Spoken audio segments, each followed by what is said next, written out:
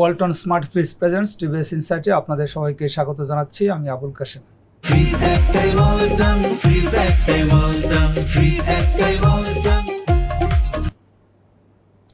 প্রিয় দর্শক, আমরা আজকে কথা বলবো আগামী অর্থ বছরের যে প্রস্তাবিত বাজেট, সেখানে কাস্টমস ভ্যালুয়েশনের পদ্ধতি নিয়ে। আপনারা জানেন যে বিভিন্ন সময় ব্যবসায়ীরা অভিযোগ করতো যে তারা যে পণ্য আমদানি করছে কাস্টমস ভ্যালুয়েশন করার সময় যখন সেখানে শুল্কায়ন করা হয় বা শুল্ক আরোপ করা হয়, তখন আমদানি মূল্যের চেয়ে অনেক বেশি দাম ধরে কাস্টমস কর্মকর্তারা বাড়তি টাকা শুল্ক হিসেবে নিয়ে যাচ্ছেন।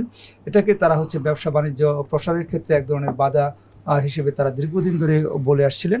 এবং এটার ইম্প্যাক্ট কিন্তু যে আমাদের ভোক্তাদের মধ্যে পড়তো, যে যদি আপনার একটা আমদানি পণ্যের বেশি দাম ধরে যদি বেশি শুল্ক নেওয়া হতো, তো ব্যবসায়ী তো সেই বাড়তি টাকাটা কাস্টমারের কাছ থেকেই সে ফাইনালি আদায় করত।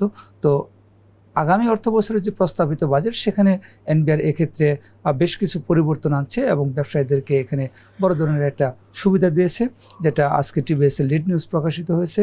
নিউজটি করেছেন আমাদের সিনিয়র করেসপন্ডেন্ট রিয়াদ হোসেন। আমরা তার কাছ থেকে বিস্তারিত জানব। রিয়াদ, আপনাকে স্বাগত জানাচ্ছি। আপনার আজকে যে নিউজ, যে এই পণ্য আমদানির ক্ষেত্রে যখন শুল্কায়ন হয়, সেখানে এই যে বাড়তি দাম দেখে শুল্কায়নের দিন আসলে শেষ হয়ে যাচ্ছে। আগামী অর্থ বছরের বাজেটে এ বিষয়ে কি কি প্রস্তাব করা হয়েছে যে এরকমটা তৈরি হবে? ধন্যবাদ কাশেম ভাই।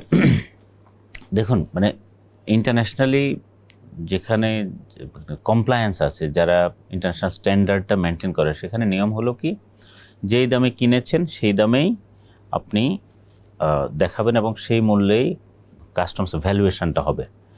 তাহলে ভ্যালুয়েশন হলে বাংলাদেশে আমাদের যে ট্যাক্স আছে ওই ভ্যালুর উপরেই ট্যাক্সটা হবে। টোটাল ইম্পোর্ট ট্যাক্স যা আছে, customs, regulatory duty, supplementary duty, VAT, AIT, যা যা আছে সব যে ট্যাক্স, সেটি ওই ভ্যালুর উপরে।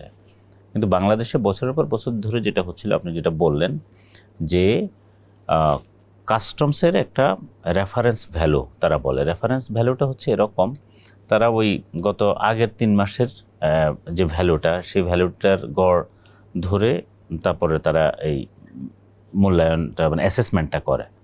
তো আগের 3 মাস মানে হচ্ছে এরকম, যখন ওই পণ্যের দামটা বাড়ে কখনো ইন্টারন্যাশনাল মার্কেটে, তো তখন তারা যে প্রাইসটাকে উঠায়, এরপরে তো পণ্যের দাম আবার কমতেও পারে কোনো কারণে। ধরুন, এই রিসেন্ট মধ্যপ্রাচ্যের যুদ্ধের কারণে বিভিন্ন পণ্যের দাম বেড়ে গেল। এখন আবার যদি পরিস্থিতি স্বাভাবিক হয়, তাহলে জাহাজ ভাড়া ওই পণ্যের দাম আবার কমতে পারে। তো কিন্তু বাংলাদেশের নিয়ম হচ্ছে যে কাস্টমস যেই ভ্যালুটা আগে উঠিয়েছে সেখান থেকে আর নামে না। তো যেই সমস্যাটা হতো, যে তাতে তো আপনার যেটি আপনিই বললেন একটু আগে, তাতে পণ্যের বেশি ট্যাক্স দিতে হতো। আমাদের এক বছরে অ্যাভারেজ প্রায় 15,000 কোটি টাকা এরকম বাড়তি দিতে হয়। আবার এর উল্টো পিঠও কিন্তু আছে। সেটি হলো, ধরুন যারা আন্ডার ইনভয়েসিং করতে চায়, তো সেক্ষেত্রে কোনো ক্ষেত্রে আন্ডার ইনভয়েসিংয়েরও সুযোগ আছে। উনি কম ট্যাক্স ফাঁকি দেওয়ার জন্য উনি কম দেখালেন। তো সরকারের তো কম ট্যাক্স বা বেশি ট্যাক্সের দরকার নেই, সরকারের দরকার হচ্ছে এক্স্যাক্ট যে ট্যাক্সটা হওয়া উচিত পণ্যের ভ্যালু। তাহলে সমস্যাটা ভ্যালুয়েশনে। এখন সরকার আসলে যেটা করবে সেটা হচ্ছে, ইন্টারন্যাশনালি অন্যান্য দেশগুলো যেটা করে, যে বিভিন্ন ইন্টারন্যাশনাল সাইট আছে স্বীকৃত, আপনার S&P, তারপরে Shanghai metal exchange, London metal exchange, তারপরে S&P আছে, ব্লুমবার্গের কিছু এ ধরনের সাইট আছে। সেই সাইটগুলোতে, ওয়েবসাইটে আপনি ওখানে হয়তো কোথাও স্টিলের প্রাইস সম্পর্কে জানা যাবে, কোথাও কমোডিটিজের প্রাইস, কোথাও এরকম এক একটা জায়গায় এক একটা। তো বাংলাদেশ এখন সেই সাইটগুলোতে, বাংলাদেশের এতদিন অ্যাক্সেস ছিল না। বাংলাদেশ সেই অ্যাক্সেস নিতে হলে সেখানে কিছু পয়সা খরচ করতে হতো।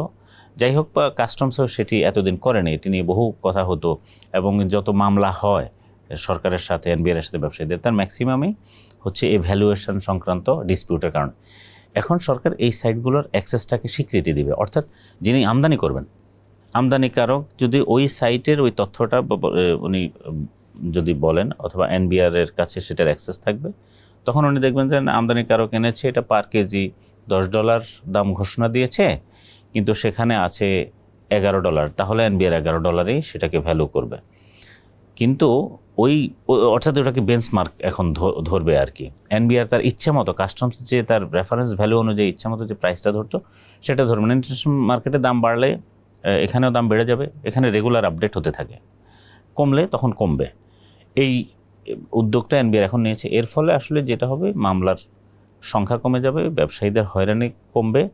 যেহেতু এখন এটা নিয়ে প্রচুর ডিসপিউট হতো এই কাস্টমস অফিসারদের সঙ্গে, এটা নিয়ে বহু কথা হয়েছে বহু বছর ধরে, আমরাও অনেক স্টোরি এটা নিয়ে লিখেছি। আপনার কাছে একটু জানতে চাবো যে বাংলাদেশ বলা হয়ে থাকে যে বাংলাদেশ থেকে যে অর্থ পাচার হয় তার বড় একটা অংশ হচ্ছে আমদানি রপ্তানির মাধ্যমে পাচার হয়। তো আমদানির ক্ষেত্রে হচ্ছে যে পণ্যের দাম বেশি দেখে ব্যবসায়ীরা অনেক সময় মোটা অঙ্কের অর্থ পাচার করে থাকে, যে আন্তর্জাতিক বাজারে একটা পণ্যের দাম হয়তো 100 কোটি টাকা, সে এটা 500 কোটি টাকা দিয়ে ইনপুট করে, বাকি 400 কোটি টাকা সে পাচার করে। তো এরকম ক্ষেত্রে যেখানে হচ্ছে যে ব্যবসায়ীরা দাম বেশি দেখাবে, যেটা হচ্ছে আপনার যে গ্লোবাল যেসব বেঞ্চমার্ক সাইডের কথা বললেন, তো সেখানের যে অ্যাকচুয়াল দাম আছে, ধরেন যে একটা রয়টার্সের কথায় বা ব্লুমবার্গে একটা জিনিসের দাম হচ্ছে 100 টাকা আছে, আমি হয়তো সেটা 500 টাকা দিয়ে এলসি খুলছি এবং আমি ইম্পোর্ট করছি, সেক্ষেত্রে আমার হচ্ছে কাস্টমস ভ্যালুয়েশন কেমন হবে? এটার বিধিমালাটা এনবিআর হয়তো ঠিক করবে সামনে, যে এটা আসলে কিভাবে হবে। তবে ইম্পর্টেন্ট যেটা আপনি বললেন যে অর্থ পাচারের মূল রাস্তা কিন্তু ট্রেড বেসড, এবং বলা হয় যে 85%ই যে বাংলাদেশের অর্থ পাচার হয় তার ট্রেড বেসড মানি লন্ডারিং হয়। সেখানে যেভাবে হয় এই অর্থ পাচারটা হয় মূলত, আপনি খেয়াল করবেন, সেটা হচ্ছে ওভার ভ্যালু দেখি, যেটা আপনি বললেন, এবং সেই ওভার ভ্যালুটা যেখানে বেশি কাস্টমস ডিউটি থাকে সেই সব পণ্যের সাধারণত করে না, কারণ তাকে তো তাহলে আবার বেশি ডিউটি দিতে হবে। যেটা মূলত করে, যেসব পণ্যের ট্যাক্স নেই, কম, একদম হয়তো 1% ট্যাক্স আছে, যেমন মেশিনারিজ অথবা কোনো কাঁচামাল আমরা ইম্পোর্ট করি যেখানে কোনো ট্যাক্স নেই, যেমন সফটওয়্যার আছে। আমি যেমন আমাদের গার্মেন্টসের যে র ম্যাটেরিয়াল, তুলা, সুতা বা কাপড়, এগুলাতে যারা এক্সপোর্টের জন্য আনে তাদের তো কোনো ট্যাক্স দিতে হয় না। তো এখানে উনি যদি 100 টাকার জিনিস উনি 150 টাকাও দেখান, তাতে তো অসুবিধা নেই, কারণ 150 টাকা দেখালে তো তার ট্যাক্স দিতে হচ্ছে না। এইসব ক্ষেত্রে আসলে বেশি দেখিয়ে টাকা পাচারের একটা উপায় বলে মনে করা হয়। এখন এইসব ক্ষেত্রে এনবিআর এটি ঠেকানোর জন্য কি করবে সেটি ভিন্ন, হয়তো এনবিআর আমরা সেটা জানতে পারবো পরবর্তী, তারা যখন এটার একটা বিধিমালা ঠিক করবে। কেবলই তো বাজেটে এই বিষয়টা আনলো, সেটিও আমরা জানতে পারবো। কিন্তু এইভাবে, এই উপায়ে যে মানি লন্ডারিং হতো, আমরা যেটা জেনেছি যে এখন সেটিও প্রবণতাও কমে যাবে। অর্থাৎ আপনি চাইলে বেশি দাম ধরে, কারণ এটির দাম হলো 100 টাকা, আপনি 150 টাকা দেখালে সেটাও তো আসলে গ্র্যান্ড হবে না, আপনি যেহেতু এটার উপরে ট্যাক্স দেন না। সাধারণত যেটা হয়, ট্যাক্সের পণ্যে তো উনি বেশি দেখাবেন না, তাহলে তো তাকে ট্যাক্স দিতে হয়। ধরুন 100 টাকার পণ্যে যদি 30% ট্যাক্স থাকে, তাহলে তো ওনাকে আবার 30 টাকা এনবিআরকে দিতে হবে, ফলে তার পোষাবে না। তাহলে যেটি করবেন, সেক্ষেত্রে নিশ্চয়ই এনবিআরের একটা মেকানিজম থাকবে। আবার যারা রাজস্ব ফাঁকি দেওয়ার জন্য কম প্রাইস দেখাতো, সেই সুযোগও কমে যাবে। আলটিমেটলি এটি সরকারের জন্য, ব্যবসায়ীদের জন্য, সবার জন্যই ভালো, এবং ইন্টারন্যাশনালি মানে যেটা স্বীকৃত এবং যে কমপ্লায়েন্সটা হওয়া উচিত, সেই পথে সরকার হাঁটতেছে বলেই মনে হচ্ছে। এই যে আপনি যেটা বললেন যে কাস্টমস ভ্যালুয়েশনের যে সিস্টেমে হচ্ছে এনবিআর যাচ্ছে, এতে হলো যে আমাদের ইকোনমিতে তো এটার একটা বড় ইম্প্যাক্ট পড়বে, ব্যবসায়ীদের সময় বাঁচবে, তাদের হচ্ছে যে আপনি যেটা বললেন যে এডিশনাল বছরে 15,000 কোটি টাকা, সেই টাকাটা ব্যবসায়ীদের খরচ হবে না, তারা এটা ব্যবসায়ীদের খরচ হবে না, মানে এটা আসলে ভোক্তার পকেট থেকেই তো যায়। প্লাস হলো যে ভোক্তাও এখান থেকে সুবিধা পাবে, এক্সপোর্টে কম্পিটিশন আমাদের বাড়বে। এই বিষয়ে একটু বিস্তারিত জানতে চাই। হ্যাঁ, এই প্রশ্নে আসার আগে আরেকটা ইন্টারেস্টিং বিষয় বলি। এই যে দেখুন, এটি একটা ছোট কাজ ছিল। এই সাইটগুলোতে অ্যাক্সেস নেওয়ার জন্য বছরে হয়তো 1-2 কোটি টাকার মতো খরচ।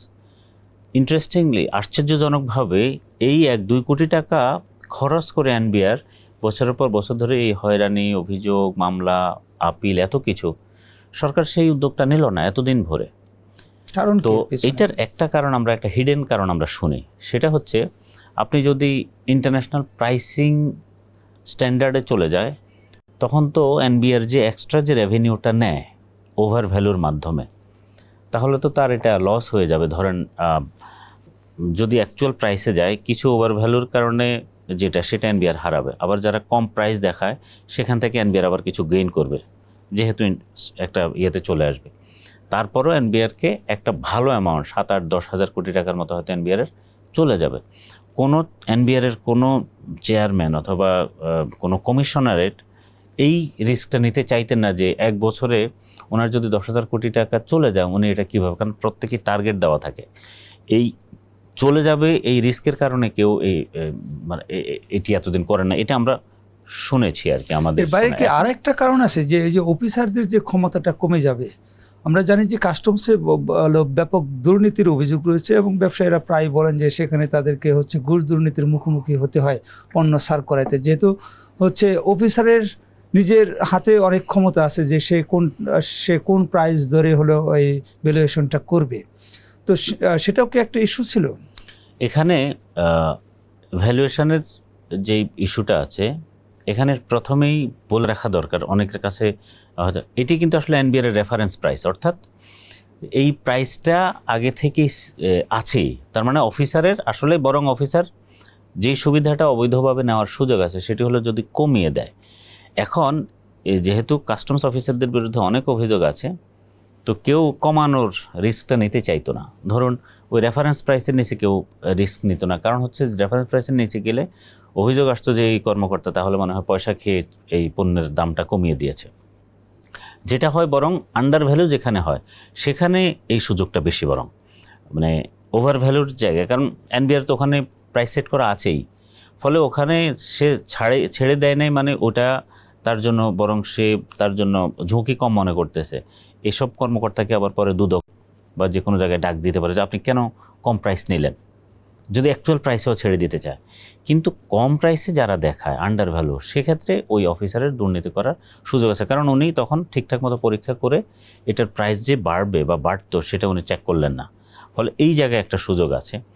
এখন যে বিষয়টা আপনি বললেন যে আমাদের ব্যবসা বাণিজ্যে যে একটা ইজি হওয়ার সুযোগ তৈরি হচ্ছে ইকোনমিতে, ডেফিনেটলি এটার একটা বড় ভূমিকা আসবে। কনজিউমারের খরচ কমার একটা সুযোগ হবে। সরকার যে রেভিনিউ প্রাপ্য সেটি সরকার পাক, কিন্তু বেশি নিয়ে আলটিমেটলি কী হবে, ওই ব্যবসায়ী তো লোকসান করবে না, লোকসান দিয়ে তো ব্যবসা চালাবে না। উনি কী করবেন তখন, পণ্যের দাম বাড়িয়ে দেবে। আলটিমেটলি আমার আপনার মতো যারা কনজিউমার, কোটি কোটি কনজিউমার দেশব্যাপী আছে, তাদের খরচ বেড়ে যাচ্ছে এবং এই খরচটা বাড়ার কথা ছিল না। বাংলাদেশে কিন্তু এমনিতেই শুল্ক অনেক, কাস্টমস ডিউটি অনেক বেশি।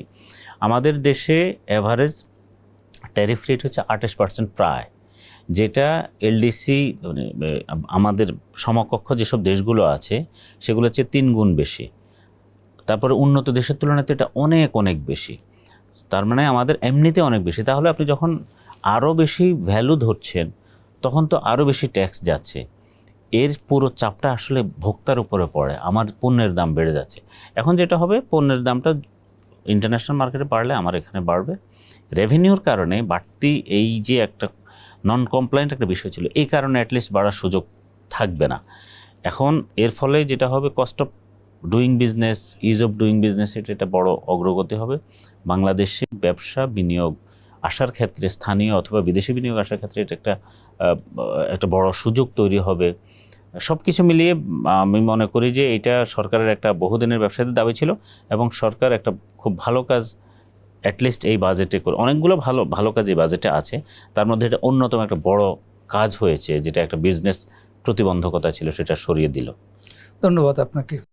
প্রিয় দর্শক, আমরা রিয়াদ হোসেনের কাছ থেকে বিস্তারিত জানলাম যে বিষয়ে। এটা অবশ্যই হচ্ছে সরকার যে উদ্যোগটা নিয়েছে, সরকার যে বিনিয়োগ বান্ধব পরিবেশ সৃষ্টি করতে চায়, সেখানে এটা খুবই ইতিবাচক একটা ভূমিকা পালন করবে। আজকে আমাদের শো এ পর্যন্তই ছিল। আমাদের শো ভালো লাগলে আপনারা লাইক করবেন, শেয়ার করবেন। সবাইকে ধন্যবাদ।